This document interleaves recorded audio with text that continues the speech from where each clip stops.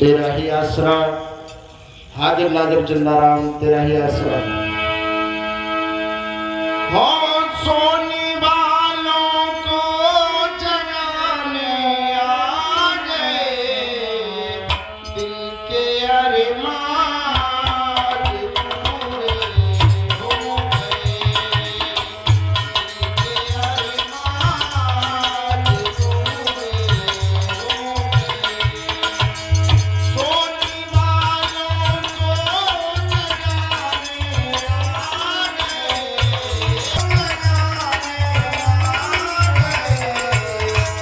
यार का नगमा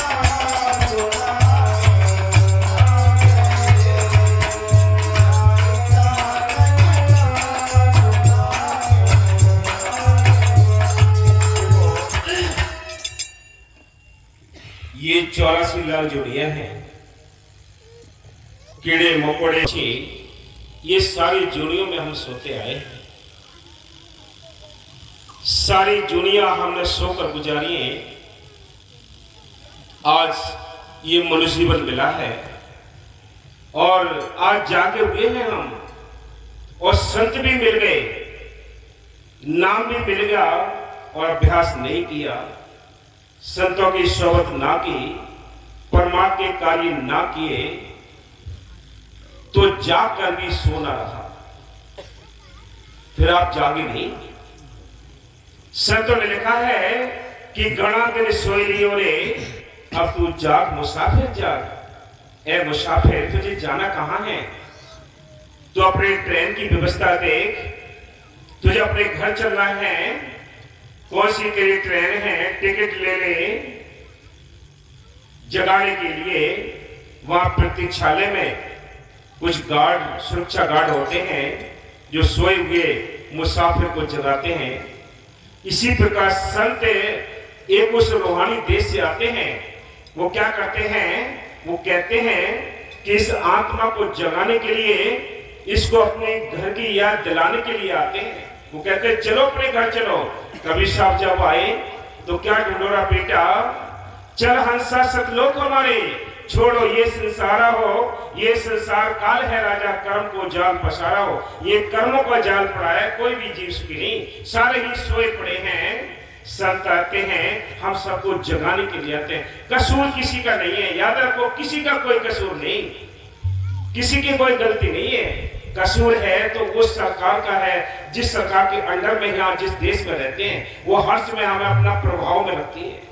जब तो हमें सेवा का यानी ख्याल नहीं आता, सिमरन का ख्याल नहीं आता, और बाहर की दुनियादारी में फंसाए रखता है, टेंशन देता है, निंदा चुगली बैर विरोध ये भर रखी है उसने हमारे अंदर। कैसे सिमरन करें, कैसे शांति मिले, कैसे हम जागें, जाकर भी सोए पड़े हैं। इसलिए संत आते इसको समझाने के लिए, चलो अपने घर चलो, चला सा सतलोक हमारे, कि अपने घर चल पई, तेरा ये घर नहीं। हाँ जी, हाँ भाई प्रधान जी इधर आ जाओ, प्रधान जी अरे इधर आ जाओ।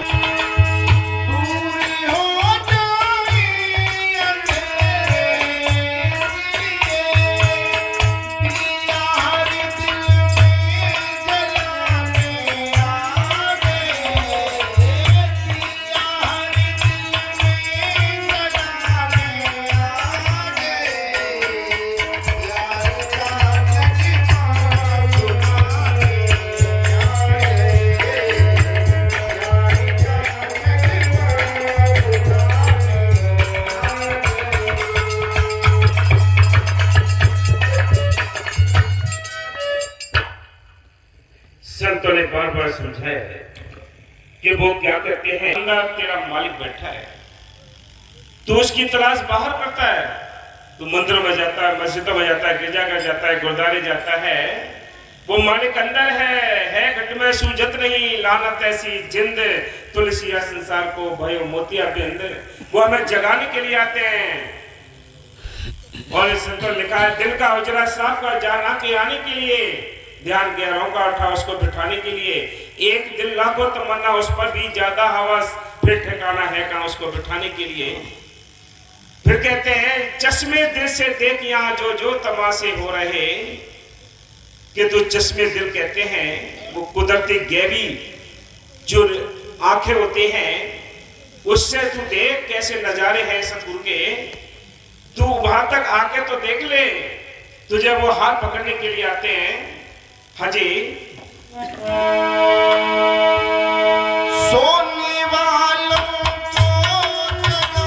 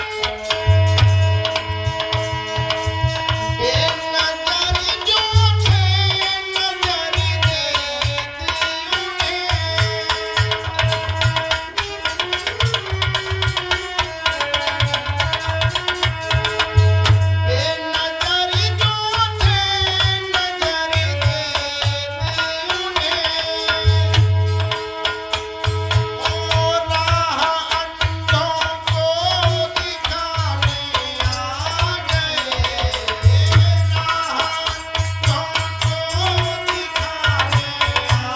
गए, प्यार का नगमा सुनाने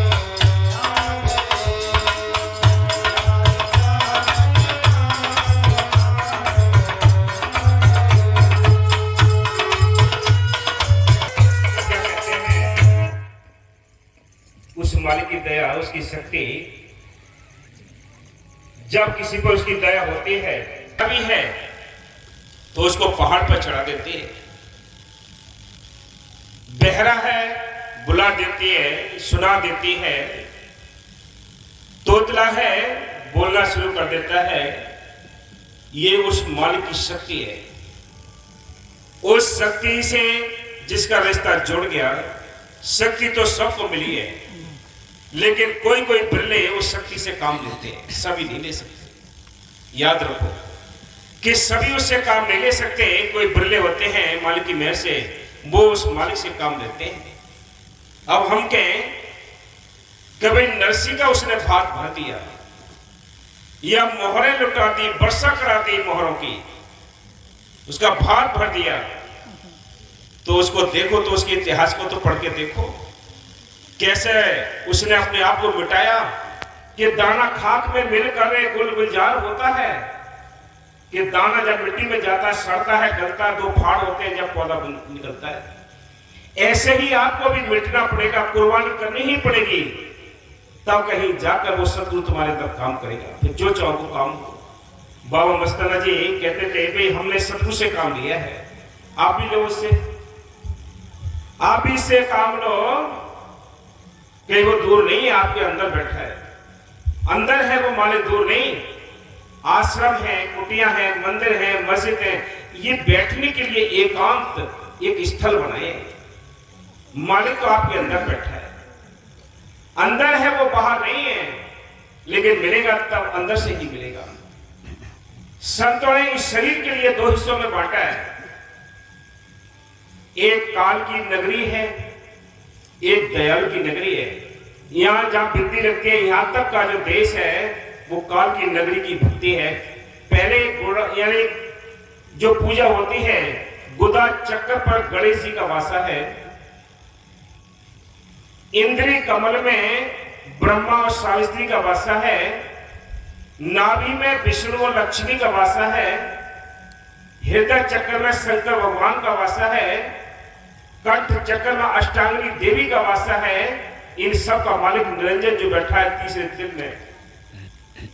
ये तो रहा इस दुनिया की भक्ति करने का सार। ये यहां से कुंडलियां जगानी पड़ती है, तब यहां तक आना पड़ता है।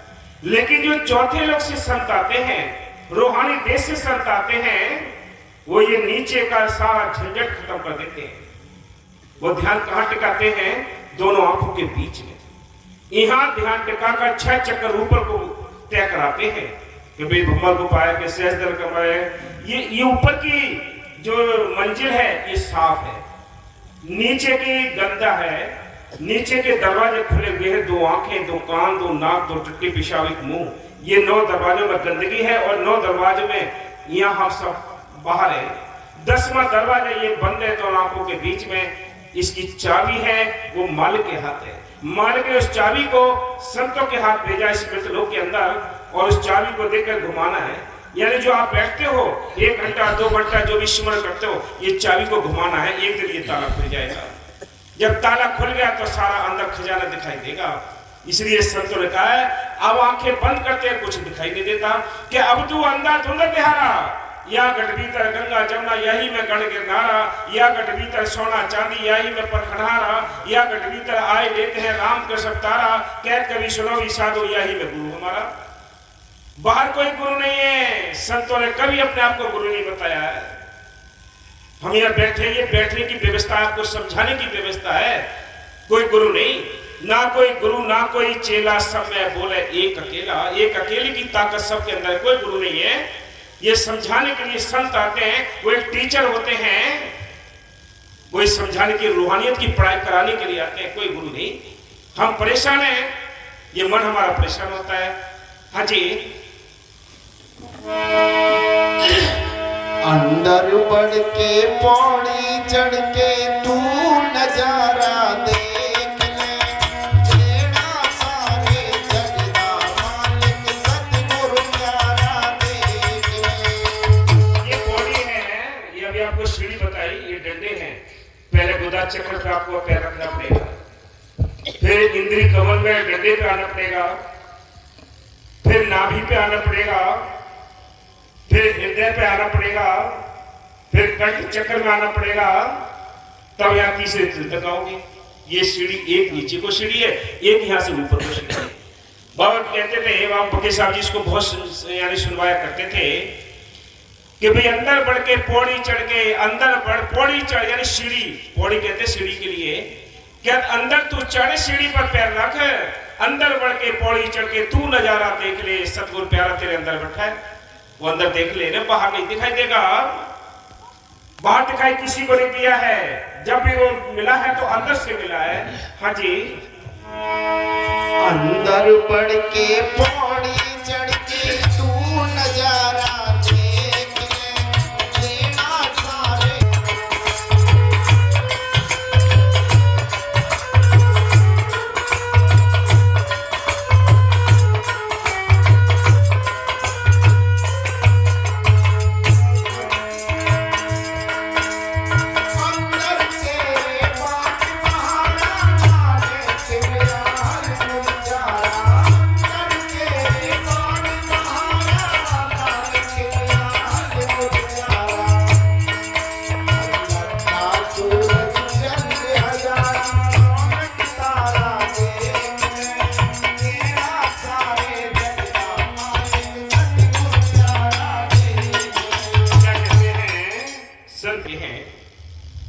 लेकिन मालिक के देश में उसके रोम से, एक एक रोम से करोड़ों सूरज चंद्रमा का प्रकाश है।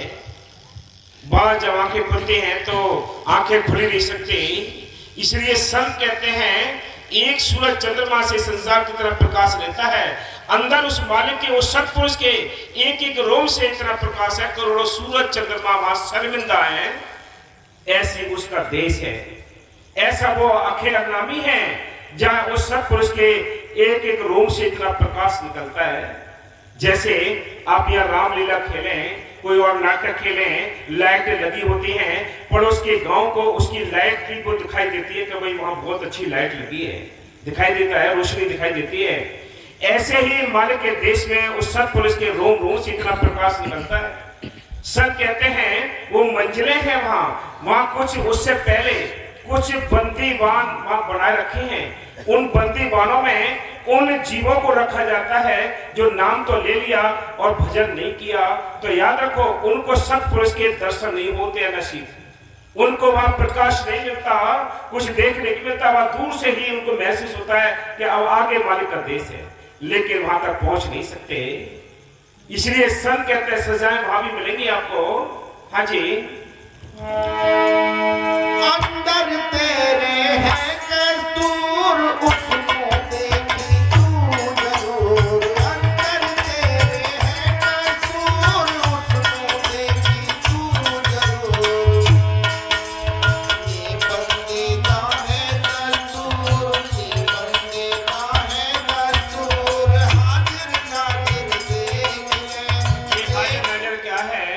ये हाजिर हैं, आप सब बैठे हैं, तो आपके अंदर वो शक्ति काम कर रही है।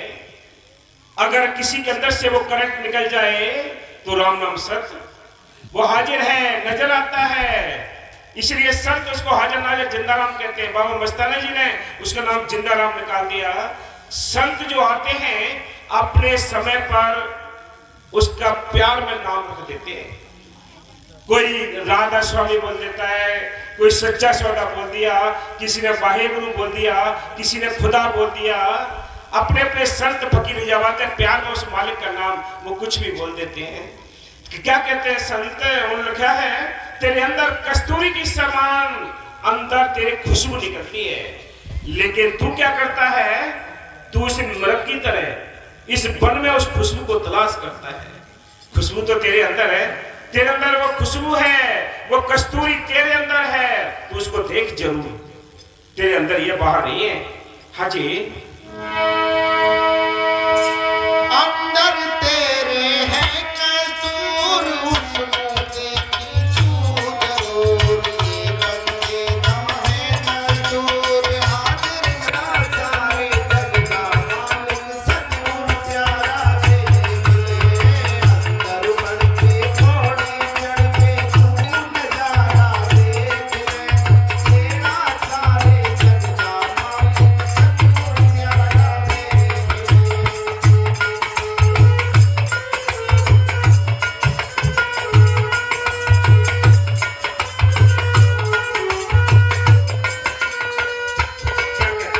वो सारी दुनिया का मालिक है, अवतार दया का रच दिया सकल पसारा। वो सबद गुरु है जो सारी सत्ता को चला रहा है। राम किसको कहते हैं? राम कहते हैं रमेता सो रामा, जो घट घट में रमा है, जो सबके लिए जिंदगी और ताकत देता है। वो राम सबके अंदर बैठा है, बाहर नहीं है। वो कहीं दूसरी जगह नहीं मिलेगा, आपके अंदर है। इसलिए संत कहते हैं वो सारी दुनिया का मालिक है, सारी दुनिया को चला रहा है। उसने खंड ब्रह्मांड देवी देवता सब बनाए हैं। वो इस समर्थ ताकत है जिसको सारी शक्तियां नमस्कार करती हैं। वो अंदर है, बाहर नहीं है। वो उसके जरिए ही हम सब सारे कार्य करते हैं। करंट के जरिए करंट निकल जाती है, ये शरीर डेड हो जाता है। हाँ जी, पी के प्रेम भजन वाली भंग लागी भंगी वाला रंग। पी के प्रेम भजन वाली भंग लागी भंगी वाला रंग। क्या कहते हैं? जैसे बाहर कोई किसी को भांग पिला देता है, पकौड़ी खिला देता है, भांग की लस्सी पिला देता है, वो कैसा झूमता है। ऐसे ही अगर आप इस नाम की भंग अगर जिस दिन पी लेंगे और पीना शुरू कर देंगे, आपकी मस्ती को रोकने वाला कोई नहीं। बुल्ले शाह ने अपने मुर्शिद को रिझाने के लिए कंजरी का रूप रखा। जो डांस करने वाली होती हैं उनके पास बुल्ले शाह पहुंचे शाह इनायत को खुश करने के लिए कि मेरा मुर्शिद कैसे खुश हो भाई। तो उसने खुश करने के लिए क्या किया? उनसे डांस सीखा, गाना सीखा, बजाना सीखा। तब एक दिन जाके मौका मिला और अपने मुर्शिद के सामने डांस करने का, शब्द बोलने का एक मौका मिला। उनका इशारा था कि मेरा मुर्शिद कैसे खुश हो जाए। जो उनके इशारे थे वो केवल बुल्ले शाह के जो इशारे थे, शाह इनायत बैठे हुए थे उसमें महफिल में आए हुए थे, उनको रिझाया। फिर आखिर में जब भेद खुल गया तब उन्होंने अपने गले लगा दिया। बुल्ले शाह नाम सुना है, बाबा जी भी समझाया करते थे। तो इसी प्रकार संत कहते हैं आप प्रेम पैदा कीजिए। देखो, यानी जैसे अंदर एक ठाटे मारती है, आहा आती है, निकलती है। वो कब निकलेगी? जब आपके अंदर बिल्कुल निस्वार्थ प्रेम होगा, निष्कपट प्रेम होगा, कोई छल कपट नहीं होगा। वो प्रेम तब आएगा।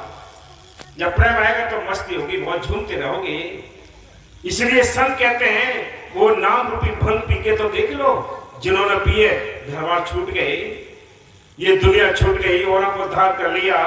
बाबा फकीर साहब जी को 30 किलोमीटर दूर था गांव चौटाला।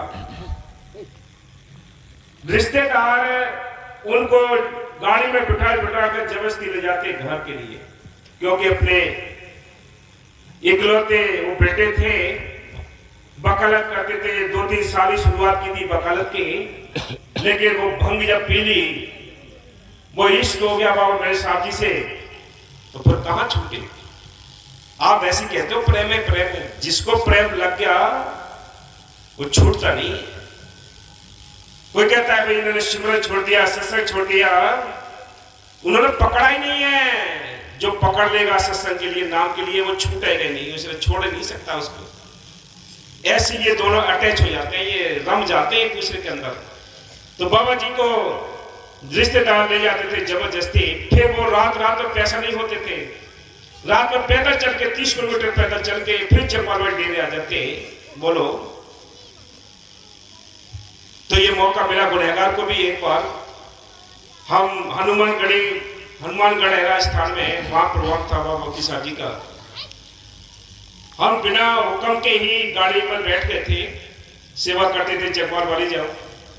तो जब पता पड़ा वहां प्रोग्राम किया हनुमानगढ़, तो बाबा जी बोले भाई तुम, हम 4 लोग थे, तो कैसे आए जी? सत्संग के लिए आ गए कि नहीं, वापस जाना है। अब हमारे पास में कुछ समय यानी दूर पे चौटाला गांव था, वहां डेरा था। हमने कहा चलो वो डेरे में जाए। हम डेरे में पहुंच गए, वहां गुरदास जी का डेरा था। हमने सोचा कि बाबा जी का घर भी है, उनके परिवार के सदस्य भी हैं, चलो उनके दर्शन करते हैं। शाम के टाइम हम वहां पहुंचे तो एक बड़े बड़े घर होते हैं, देखिए ढाड़े होती हैं, वहां एक लकड़ी के डंडे के एक फाटक नुमा लगा रखा था गेट। हमने उनको जवाब दिया, वो आए, हमने कहा आप ये खोलो, हम अंदर आना चाहते हैं कि नहीं, हमारे घर नहीं आना। बड़े नाराज, जो इसमें उनके जो सुपुत्र है, तो मालिकी में ऐसे बड़े, हमने उनसे बेनती की, फिर अंदर पहुंचे, उनको बड़ा समझाया, बल्कि आप अभी समझ नहीं रहे हो क्या, आपके जो घर से आपके पिताजी हैं, जो भी रिश्ते हैं, कि वो खुद खुदा हैं, दुनिया उनको कैसी नतमस्तक होती है, आप भूल में पड़े हुए हो। क्योंकि जिस घर से संत निकलते हैं, तो आपको पता है दुख तो होता ही है परिवार को।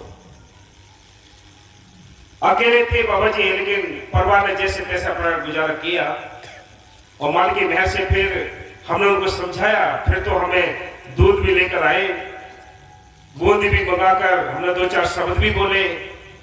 तो माल की महर से ये एक मौका, एक बहाना होता है। फिर वो चिट्ठी मैंने बाबा जी को भी लिखी, मोती साहब जी को, क्योंकि बाबा जी आपके घर हम मजलिस करके आए हैं, आपने हमें वापस भेज दिया था। तो ये सब नजारे हैं माल की महर के, लेकिन इधर उधर को देखोगे तो कभी सीधे नहीं चल पाओगे। सीधे चलो, प्रेम पैदा करो अंदर। Love is God, God is love, यानी मालिक का जो रूप है वो प्रेम है। ईशा मसीह ने साफ लिखा है, जोगी जन्म सेवा सन्यासी दरवेश, बिना प्रेम पहुंचे नहीं दुर्लभ सतगुर देश। मालिक का देश दूर है, जरा भी देश मात्र भी अगर छल कपट है, कुछ भी है, तो ये प्रेम की गाड़ी आगे चढ़ नहीं सकती। गाड़ी आप 10 करोड़ की ले आए, घर ले आए, अगर आपको उसको चलाना है तो पेट्रोल भी डालनी पड़ेगी, डीजल भी डालना पड़ेगा, सीएनजी भी डालनी पड़ेगी। जैसे जो गाड़ी चलती है वो आपको उसमें डालना है, तभी गाड़ी आगे बढ़ेगी। नहीं तो कितनी कीमती गाड़ी है, घर में खड़ी रहेगी। इसी प्रकार आपको नाम मिला है, संत मिले हैं, आपको इस परमात्मा की गाड़ी को चलाने के लिए। जहां भी आपको पेट्रोल पंप मिले, पेट्रोल पंप का समझ रहे हो मतलब, जहां भी आपको संगत मिले, जहां भी आपको कहीं कुटिया मिले, आश्रम मिले, प्रेमी मिले, उनमें बैठकर आप माल की महर से माल की चर्चा करते हो। ये अपनी गाड़ी में पेट्रोल भरने का काम है। आप ये अहंकार में रहोगे कि हमने तो गाड़ी ले लिया, हमें तो जरूरत नहीं है कहीं जाने की, तो गाड़ी खड़ी खड़ी जंग लग जाएगी, गाड़ी बढ़ेगी नहीं आगे के लिए। इसलिए संतों ने लिखा है, कभी संगत साध की साहिबा में याद लाख लेके मैं सोई घड़ी, बाकी दिन बाद विवाद में तो सारी श्वासें उलझ जाएंगी। जो परमात्मा में, जो मालिक की याद में जो श्वास लगे, वही आपकी अपनी है, बाकी सब बट गई है। हाँ जी, पी के प्रेम भजन वाली भंग लाभी भक्ति वाला रंग।